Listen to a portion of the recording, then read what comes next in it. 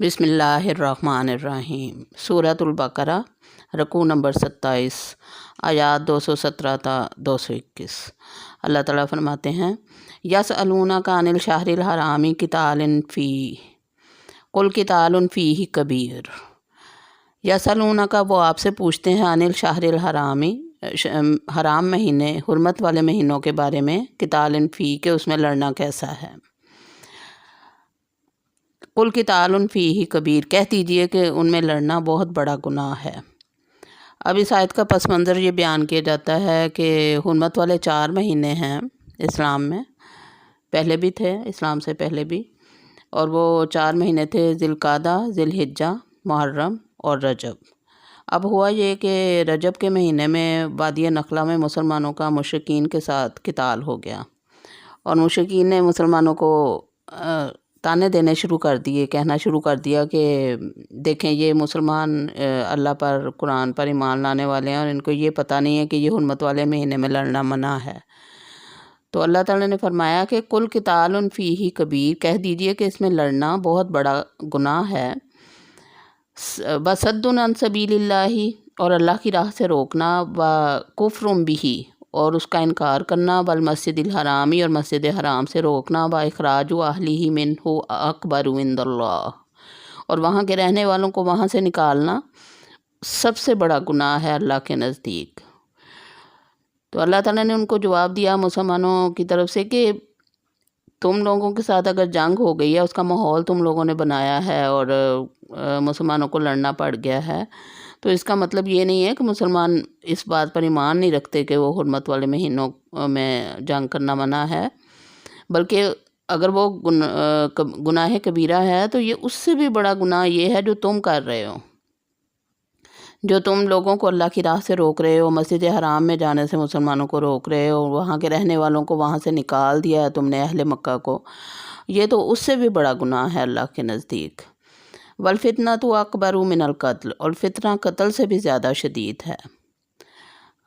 پہلے ہم پڑھا ہے والفتنۃ اشد من القتل، یہاں پہ پھر دہرایا گیا اس بات کو کہ فتنہ جو ہے وہ قتل سے بھی زیادہ بڑا گناہ ہے۔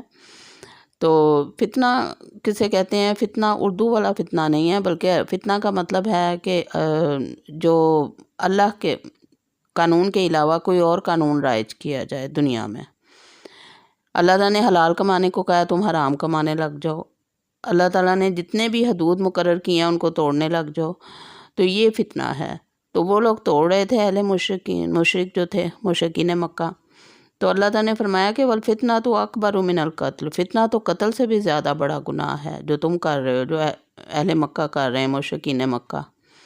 ولا یزالون یقاتلونکم، وہ ہمیشہ تم سے لڑتے رہیں گے، حتی یردوکم عن دینکم، یہاں تک کہ وہ تمہیں تمہارے دین سے پھیر دیں، ان استطاعوا، اگر وہ ایسا کر سکیں۔ تو مسلمانوں سے مخاطب ہے اللہ تعالیٰ کہ وہ ان کی تو کوشش ہی یہ ہے کہ تمہیں تمہارے دین سے پھیر دیں، وہ تمہارے ساتھ جنگ کرتے رہیں گے، لڑتے رہیں گے، مارتے رہیں گے، لیکن مقصد ان کا کیا ہے کہ تمہیں تمہارے دین سے پھیرنا، اگر وہ کر سکیں۔ مطلب یہ کہ وہ کر نہیں سکتے ایسا، کیونکہ حکم تو اللہ کا چلنا ہے۔ وَمَن يَرْتَدِدْ مِنْكُمْ مِنْ دِينِهِ وَمَن يَرْتَدِدْ مِنْكُمْ عَنْ دِينِهِ فَيَمُتْ وَهُوَ كَافِرٌ فَأُولَٰئِكَ حَبِطَتْ أَعْمَالُهُمْ فِي الدُّنْيَا وَالْآخِرَةِ۔ وَمَن يَرْتَدِدْ مِنْكُمْ، جو کوئی تم میں سے پھر جائے گا، مرتد ہو جائے گا، عن دِينِهِ، اپنے دین سے، فَيَمُتْ، اور مر جائے گا، وَهُوَ كَافِرٌ، اور وہ حالت کفر میں تھا، فَأُولَٰئِكَ حَبِطَتْ أَعْمَالُهُمْ، تو ان کے اعمال ضائع ہو گئے، فی الدنیا والآخرہ، دنیا اور آخرت میں۔ تو مسلمانوں سے اللہ تعالیٰ فرما رہے ہیں کہ اگر تم ان کی باتوں میں آ گئے یا ان کے روب میں آ گئے اور اپنے دین سے پھر گئے، تو جو تم نے پہلے اعمال کیے ہیں، جو نمازیں، روزے، حج، جو بھی اعمال کیے ہیں نیک اسلام کے مطابق، وہ سب ضائع ہو گئے، زیرو ہو گئے۔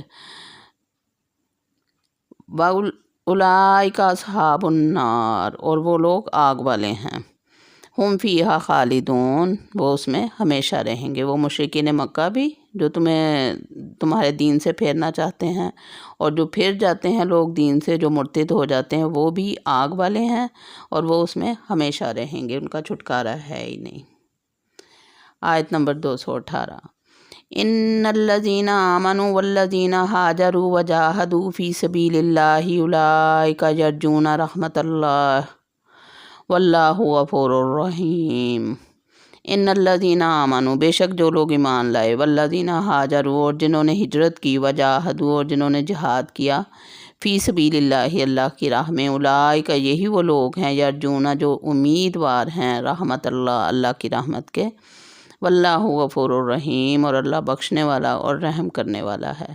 اب یہاں پہ اللہ تعالیٰ نے شرائط بتا دی ہیں کہ جو کون لوگ اللہ کی رحمت کے امیدوار ہو سکتے ہیں، کون ہیں جو اللہ سے امید رکھ سکتے ہیں اس کی رحمت کی۔ اللہ کی رحمت ایسے ہی نہیں مل جانی، بلکہ اس کے لیے کوشش کرنی پڑے گی، جہاد کرنا پڑے گا۔ اللہ تعالیٰ نے فرمایا کہ جو 3 شرائط یہاں پہ بتائیں، جو لوگ جنہوں نے ہجرت کی اور جہاد کیا، فی سبیل اللہ، اللہ کی راہ میں، جنہوں نے ہجرت کی اور جہاد کیا اللہ کی راہ میں، تو یہی لوگ ہیں جو رحمت کے امیدوار ہو سکتے ہیں۔ ہر کوئی امیدوار نہیں بن سکتا رحمت کا، اس کے لیے کوشش کرنی پڑتی ہے۔ واللہ غفور الرحیم، اور اللہ بخشنے والا اور رحم کرنے والا ہے۔ آیت 219، یسألونک عن الخمر والمیسر، وہ آپ سے شراب اور جوئے کے بارے میں پوچھتے ہیں۔ خمر شراب کو کہتے ہیں، میسر جوئے کو۔ دونوں کو اکٹھے لانے کا مقصد یہاں ہے کہ دونوں کی ممانعت کی علت ایک ہی ہے۔ خمر بھی انسان کو سست بناتی ہے، نکارہ بناتی ہے، اور میسر بھی۔ تو دونوں میں جو علت پائی جاتی ہے وہ محنت سے جی چرانا ہے، اور حقائق سے منہ موڑنا ہے، اور مشکلات کو فیس نہ کرنا ہے۔ ایسے لوگ جو ہر وقت نشے کی حالت میں رہنا چاہتے ہیں، دنیاوی اپنے فرائض سے پہلو تہی کرنا چاہتے ہیں، اور اپنے کام پورے نہیں کرنا چاہتے، محنت سے جان چراتے ہیں، وہ لوگ ہیں جو خمر اور میسر کے دل دادا ہیں۔ تو اللہ تعالیٰ نے فرمایا، یسألونک عن الخمر والمیسر، وہ آپ سے شراب اور جوئے کے بارے میں پوچھتے ہیں۔ قل فیہما اسم کبیر ومنافع للناس، کہہ دیجئے کہ ان دونوں میں بڑا گناہ ہے، اسم کبیر، بڑا گناہ ہے، ومنافع للناس، اور لوگوں کے لیے نفع بھی ہے۔ اب یہاں پہ اللہ تعالیٰ نے ایک اشارتاً انہیں ممانعت کی ہے شراب اور جوئے سے، انہی پہ چھوڑ دیا ہے کہ وہ کامن سینس سے کام لیں اور سمجھیں کہ اس بات سے اللہ تعالیٰ کیا چاہتے ہیں، کہ اس میں گناہ بہت بڑا گناہ ہے، اور ان میں نفع بھی ہے لوگوں کے لیے۔ دوائی وغیرہ میں استعمال کرتے تھے تو نفع بھی ہے تھوڑا بہت، لیکن زیادہ گناہ ہے۔ وَإِسْمُهُمَا أَكْبَرُ مِن نَّفْعِهِمَا، پھر وضاحت کر دی کہ اس کا گناہ اس کے نفع سے بڑا ہوا ہے، یعنی فائدہ کم ہے اور گناہ زیادہ ہے۔ وَيَسْأَلُونَكَ مَاذَا يُنْفِقُونَ، وہ آپ سے پوچھتے ہیں کہ کیا خرچ کریں۔ انفاق فی سبیل اللہ کا ٹاپک پہلے بھی پڑھ آئے ہیں، آگے بھی آئے گا سورہ بقرہ میں، تو پھر یہاں پہ انفاق کا حکم دیا جا رہا ہے۔ وَيَسْأَلُونَكَ مَاذَا يُنْفِقُونَ، وہ پوچھتے ہیں، آپ سے پوچھتے ہیں نبی پاک صلی اللہ علیہ وسلم سے کہ ہم کیا خرچ کریں۔ یعنی خرچ کرنے کا تو سمجھ آتی ہے کہ اللہ کی راہ میں دینا، غریبوں کو دینا، مسکینوں کو دینا، ضرورت مندوں کو دینا، لیکن کتنا دیں، کیا خرچ کریں، اس کی مقدار کیا ہو۔ تو اللہ تعالیٰ نے اس کے لیے فرما دیا، قل العفو، کہہ دیجئے کہ جو ضرورت سے زائد ہو۔ تو العفو میں مفسرین فرماتے ہیں کہ جو بھی تمہاری ضرورت سے زائد، اب یہ ہر ایک کا پیمانہ الگ الگ ہے ضرورت کا، کسی کی ضرورت زیادہ ہے، کسی کی فیملی بڑی ہے، کسی کی چھوٹی ہے، کسی کی ضرورتیں زیادہ ہیں، کسی کی کم ہے، لیکن مسلمانوں کو جو آخرت کا خوف رکھنے والے مسلمان ہیں وہ تو یہی چاہیں گے کہ وہ اپنی ضرورتیں کم سے کم رکھیں اور زیادہ سے زیادہ اللہ کی راہ میں دیں۔ جن کو آخرت کا تصور جو ہے وہ پختہ ہے، یقین ہے آخرت پہ کہ انہیں یہاں 1 دیں گے تو وہاں 70 ملیں گے۔ تو العفو سے مراد ہے جو ضرورت سے زائد ہو وہ دیں، یعنی اپنی ضرورتیں نہ چھوڑیں، اپنی ضرورتیں پہلے پوری کریں، اس کے بعد خرچ کریں اللہ کی راہ میں۔ اللہ تعالیٰ نے تنگی نہیں دی کسی بھی معاملے میں، آسانی اور سہولت دی ہے۔ کذالک یبین اللہ لکم الآیات لعلکم تتفکرون، اسی طرح اللہ تعالیٰ اپنی آیتیں تم پر واضح کرتا ہے تاکہ تم غور و فکر کرو۔ آیت نمبر 220، فی الدنیا والآخرہ، غور و فکر کرو دنیا میں اور آخرت میں، یعنی دیکھو کہ دنیا میں تمہیں کتنا خرچ کرنا ہے دنیا کے لیے اور آخرت کے لیے کتنا دینا ہے، اللہ کی راہ میں کتنا دینا ہے، یہ تم خود غور و فکر کرو، خود حساب لگاؤ اور پھر اس کے مطابق کرو۔ وَيَسْأَلُونَكَ عَنِ الْيَتَامَى، اور وہ آپ سے یتیموں کے بارے میں پوچھتے ہیں۔ قُلْ إِصْلَاحٌ لَهُمْ خَيْرٌ، کہہ دیجئے کہ ان کی بہتری ہی بھلائی ہے۔ تو یتیموں کا مسئلہ اس دور میں اٹھا اور صحابہ نے پوچھا کہ یتیموں کے ساتھ کیا معاملہ کیا جائے، تو اللہ تعالیٰ نے فرمایا کہ ان سے اچھا معاملہ کرو۔ وَإِن تُخَالِطُوهُمْ فَإِخْوَانُكُمْ، اگر تم اپنے ساتھ ملا لو ان کا خرچ تو وہ تمہارے بھائی ہی ہیں۔ اب جب یہ آیت نازل ہوئی تو صحابہ کرام جو تھے وہ بہت محتاط ہوا کرتے تھے، جب اللہ کا کوئی حکم آ جاتا انہوں نے کیا کیا کہ یتیموں کے جو بھی جن گھروں میں یتیم تھے ان کی ہانیاں الگ کر دیں، تاکہ ایسا نہ ہو کہ اگر مثلاً گوشت پکا ہے تو اچھی بوٹیاں ان کے بچے کھا لیں اور یتیم کے لیے چھچھڑے رہ جائیں، تو اس ڈر سے انہوں نے ان کی ہانیاں الگ کر دیں۔ لیکن اللہ تعالیٰ نے فرمایا وَاللَّهُ يَعْلَمُ الْمُفْسِدَ مِنَ الْمُصْلِحِ، ایسا کرنے کی ضرورت نہیں ہے، ہانیاں الگ کرنے کی ضرورت نہیں ہے، بلکہ اللہ تعالیٰ تو مفسد کو جانتا ہے مصلح سے، کہ کون تم میں سے فساد کرنے والا ہے، کون اصلاح کرنے والا ہے، یہ تو اللہ کو علم ہے، اللہ تو دلوں کے راز جانتا ہے۔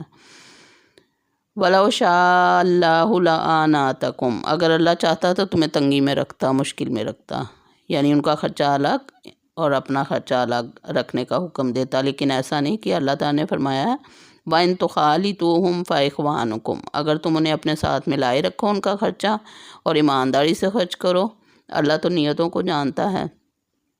اور وَاللَّهُ يَعْلَمُ الْمُفْسِدَ مِنَ الْمُصْلِحِ، اللہ تو اصلاح کرنے والے اور فساد کرنے والے کو جانتا ہے اچھی طرح۔ وَلَوْ شَاءَ اللَّهُ لَأَعْنَتَكُمْ، اگر اللہ چاہتا تو تمہیں تنگی میں اور مشکل میں رکھتا۔ إِنَّ اللَّهَ عَزِيزٌ حَكِيمٌ، بے شک اللہ تعالیٰ غالب ہے، زبردست ہے اور حکمت والا ہے۔ اس کی حکمت ہو تو وہ سختی بھی کرتا ہے، اس کی حکمت ہو تو وہ رحمت اپنی کرتا ہے، نرمی بڑھتا ہے، تو یہ تو اس کی حکمتیں ہیں جو ہم نہیں جان سکتے۔ آیت 221، وَلَا تَنكِحُوا الْمُشْرِكَاتِ حَتَّى يُؤْمِنْ، اور نہ نکاح کرو مشرک عورتوں سے یہاں تک کہ وہ ایمان لے آئیں۔ وَلَعَامَّةٌ مُؤْمِنَةٌ خَيْرٌ مِّن مُشْرِكَةٍ، اور مومن لونڈی بہتر ہے مشرک عورت سے، آزاد عورت سے۔ وَلَوْ أَعْجَبَتْكُمْ، اگرچہ وہ تمہیں اچھی ہی کیوں نہ لگتی ہو۔ تو یہاں پہ اللہ تعالیٰ نے مشرک خواتین سے مسلمان مردوں کو نکاح کرنے کی ممانعت کی ہے۔ وَلَا تُنكِحُوا الْمُشْرِكِينَ حَتَّى يُؤْمِنُوا، اور نہ نکاح میں دو ان کے مشرکین کے اپنی عورتوں کو یہاں تک کہ وہ ایمان لے آئیں۔ اپنی عورتوں اپنی بیٹیوں کو مشرکوں کے نکاح میں نہ دو یہاں تک کہ وہ مشرک جو ہیں وہ مومن ہو جائیں۔ وَلَا عَبْدٌ مُؤْمِنٌ خَيْرٌ مِّن مُشْرِكٍ، اور جو مومن ہے مسلمان ہے چاہے وہ غلام ہی ہے تو وہ بہتر ہے اس مشرک سے، آزاد مشرک سے۔ وَلَوْ أَعْجَبَكُمْ، اگرچہ تمہیں وہ بھلا ہی کیوں نہ لگے، یعنی مسلمان عورتوں کو مشرک مردوں سے نکاح کرنے کی اجازت نہیں ہے۔ أُولَٰئِكَ يَدْعُونَ إِلَى النَّارِ، وہ تمہیں آگ کی طرف بلاتے ہیں۔ وَاللَّهُ يَدْعُو إِلَى الْجَنَّةِ وَالْمَغْفِرَةِ بِإِذْنِهِ، اور اللہ تمہیں دعوت دیتا ہے اپنی جنت کی طرف اور مغفرت کی طرف اپنے حکم سے۔ اللہ اپنے حکم سے تمہیں بلاتا ہے جنت کی طرف اور مغفرت کی طرف۔ وَيُبَيِّنُ آيَاتِهِ لِلنَّاسِ لَعَلَّهُمْ يَتَذَكَّرُونَ، اور اپنی آیتیں واضح کرتا ہے لوگوں کے لیے تاکہ وہ نصیحت حاصل کریں۔ اللہ تعالیٰ ہم سب کو ان آیتوں پہ عمل کرنے کی توفیق عطا فرمائے، آمین۔ وما علینا الا البلاغ۔